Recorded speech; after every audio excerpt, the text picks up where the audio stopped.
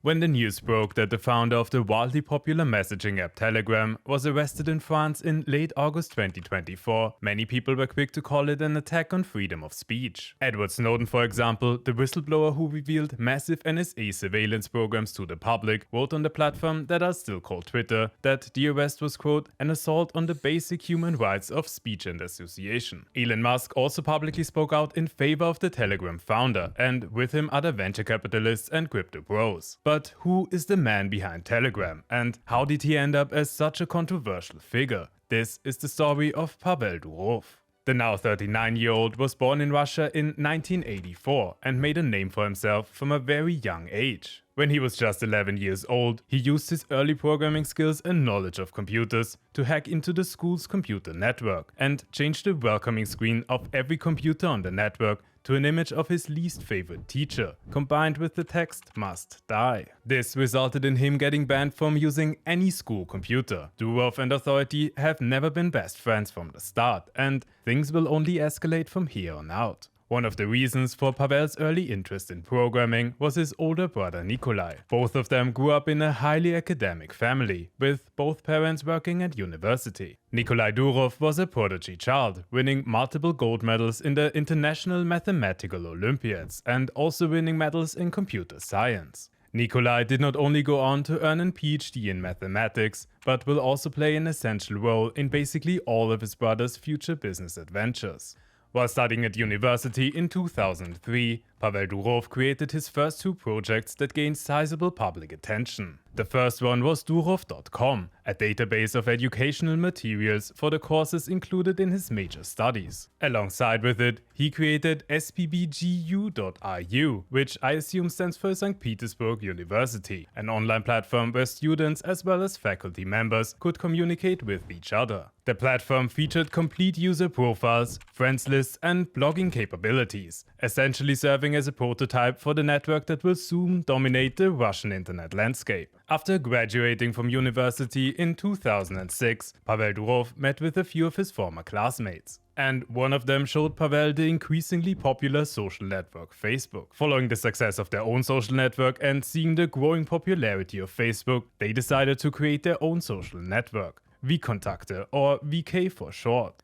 Pavel Durov did not only get a few of his ex-classmates hooked on the idea, but also his older brother Nikolai, who will become one of the founders and responsible for the technical side of VK, while Pavel shifted to the business and creative side. The first beta version launched in September 2006, and by February 2007 they already reached over 100,000 registered accounts. The site was growing fast, reaching 1 million users in July 2007 and 10 million in April 2008, overtaking their biggest rival and becoming Russia's most popular networking service. The network's success partly came from its very loose moderation policies. Registering with real names was optional and copyright policing was basically non-existent, which also applied for NSFW content. With the rise in popularity, the first investor, Digital Sky Technologies, got on board, and commercialization began by introducing a virtual currency to the platform, which made it grow even faster. The currency allowed boosting your page rankings or sending virtual gifts to friends.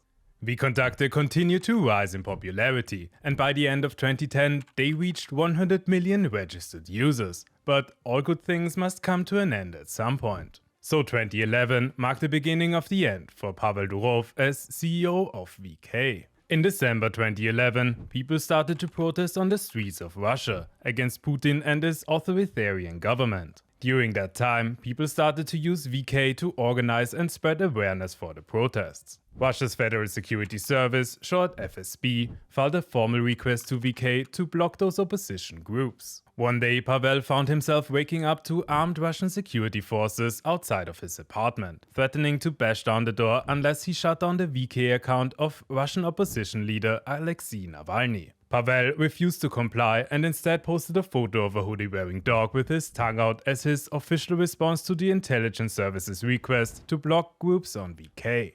This open confrontation came not only as a surprise for the FSB, but also for many Russians, as it was common practice to keep stuff like that very quiet in Russia at the time. But while gaining support for his actions from the general public, boosting VK's popularity even more, the Russian government started to see him as a threat. Pavel finds himself under more and more pressure from the Russian government, after refusing to censor opposition politicians. The shareholder DST, who is renamed to Mail.ru in the meantime and has ties to Putin's regime, starts to acquire more and more shares of VK, stating publicly that their goal is to have 100% control over the platform. In retaliation, Pavel Durov famously posted a picture of him extending his middle finger as his official response. After realizing that he had no secure way of communicating with his brother while facing oppression from the government, they were looking for solutions. Bear in mind that this is in 2011. WhatsApp was only 2 years old and far from the well-encrypted messenger that it is today,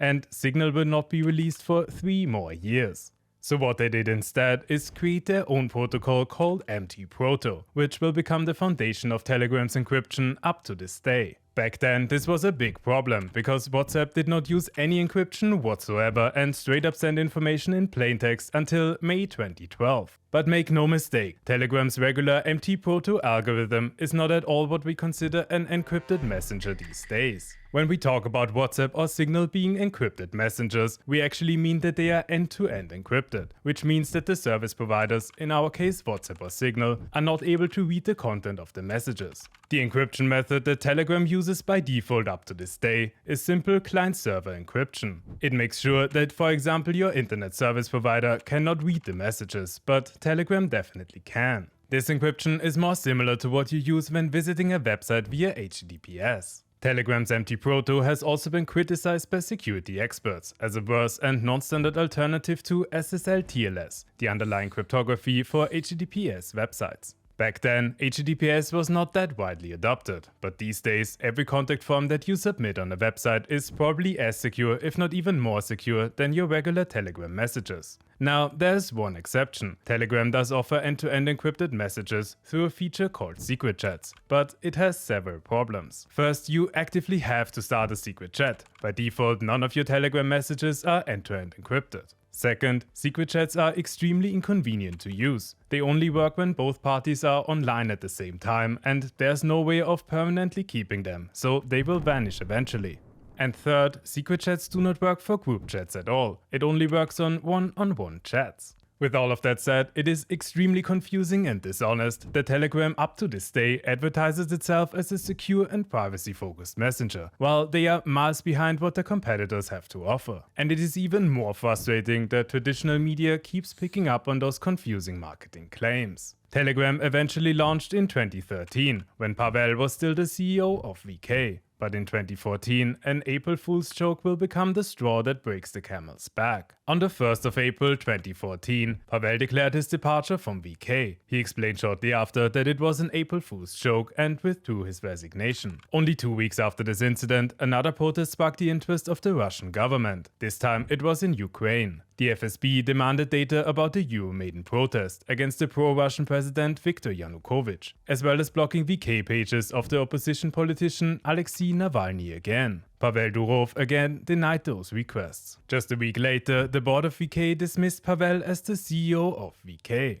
The official reason given is that Pavel did never recall his resignation letter, although they certainly knew of the withdrawal of the letter as they responded publicly just a few weeks earlier. With his removal, the Kremlin gained the power in VK, and Pavel fled Russia immediately after. But he was already prepared for such a scenario, securing an estimate of $300 million in cash in a Swiss bank beforehand. Pavel used a small chunk of that money to donate $250,000 to obtain the St. Kitts and Nevis citizenship. And it won't be the last citizenship that he will obtain. With all of his responsibilities from VK removed, he now focuses fully on Telegram. While Pavel claims that he does not own any real estate or boats, mainly holding his wealth in cash and bitcoins, after a while the operation of Telegram starts to burn a hole through his savings. By 2016, it was reported that Telegram was burning $1 million per month. The messenger was growing in popularity fast, but did not have any monetization strategy for a really long time. To secure the financial sustainability of Telegram, Pavel tried something that already worked for VK.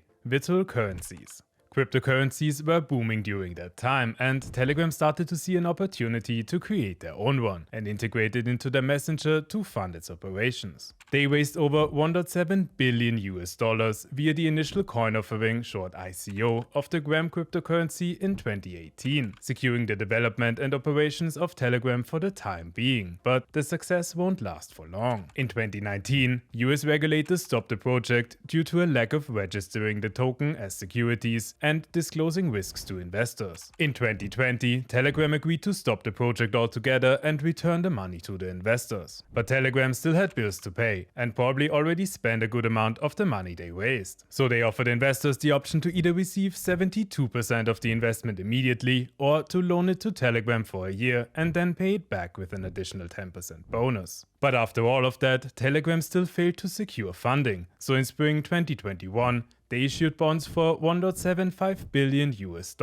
and continued the strategy in the following years, resulting in $2.4 billion in debt financing set to mature in 2026. While Telegram started to explore different monetization strategies, like publishing ads across public channels in 2021 and Telegram Premium, which launched in 2022, in 2023, Telegram still reported a loss of $173 million.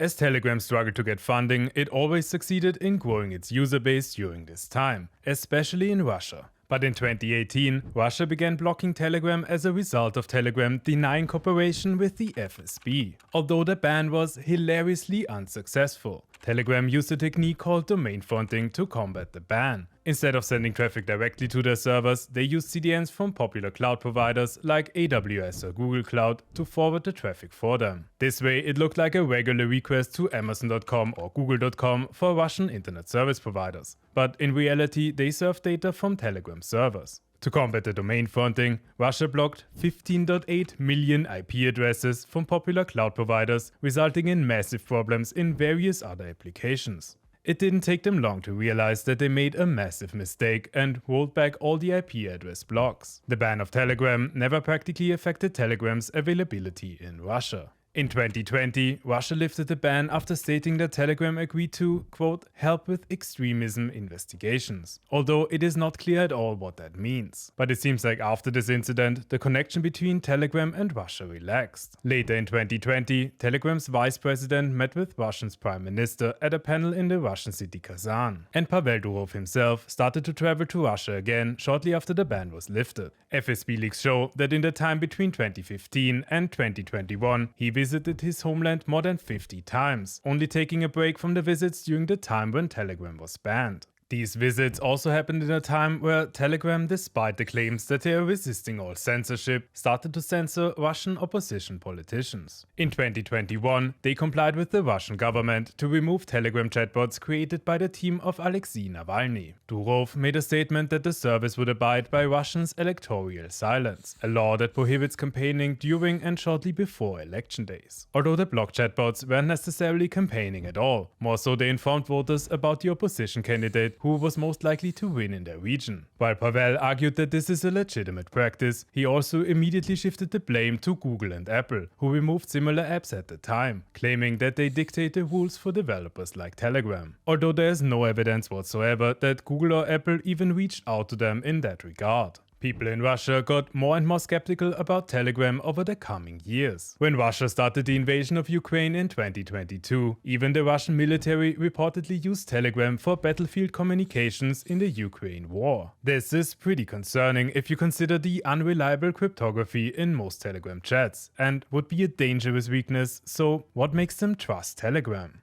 During the first weeks of Russia invading Ukraine, protests formed in Russia opposing the war. Russian police responded by arresting thousands of political activists. In the aftermath of the events, several activists reported that the FSB apparently had access to their Telegram messages. Some even said that the FSB quoted the messages and experienced weird behaviors in secret chats during that time. This doesn't necessarily mean that Telegram worked together with the FSB on that matter, as the FSB could have also installed surveillance software on the phones of the activists. But if Telegram had a reasonable approach to encryption, we wouldn't even have to ask those questions. The fact that to this point they did not care enough to fix this massive problem makes a lot of people seriously question their good intentions. It would also not be the first time that government agencies managed to work around Telegram's security system. Back in 2015, the German intelligence service gained access to messages in neo-Nazi Telegram groups by using existing surveillance technology. They simply registered a new device in the Telegram account and intercepted the confirmation SMS. And again, because most chats, and especially group chats, are not end-to-end encrypted, they could read almost all of the communication. While Telegram is a popular messenger across the general public in Russia and one of the few ways to get news from outside Russia, its role in most of Europe is quite a different one. Here it is especially popular among right-wingers, Islamist extremists, and especially during COVID, conspiracy theorists. Many European countries have laws against spreading hate speech, racism, or harmful fake news. This resulted in an ongoing conflict between governments and Telegram, as Telegram refused to cooperate in many cases. The German government, for example, complained publicly about Telegram not removing illegal content and threatened the company with a €5 million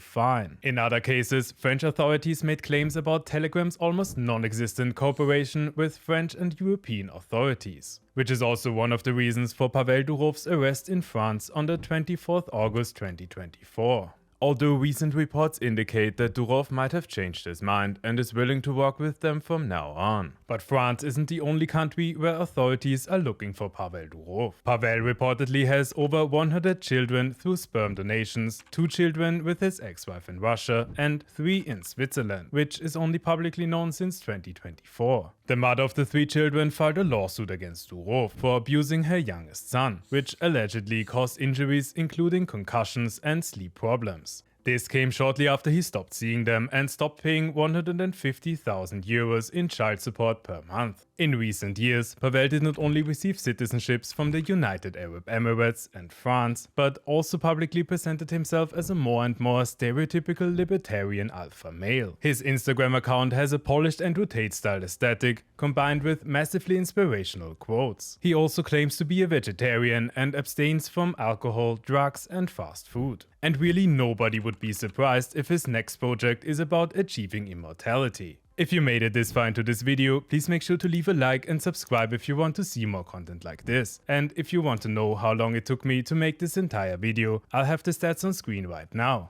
Tracked with Solid Time, an open source time tracker that I'm building right now. If you need a time tracker for your freelance or agency work, check out Solid Time on solidtime.io. And if you enjoyed this video, you might also want to check out the downfall of Redis. Thank you for watching and see you in the next video.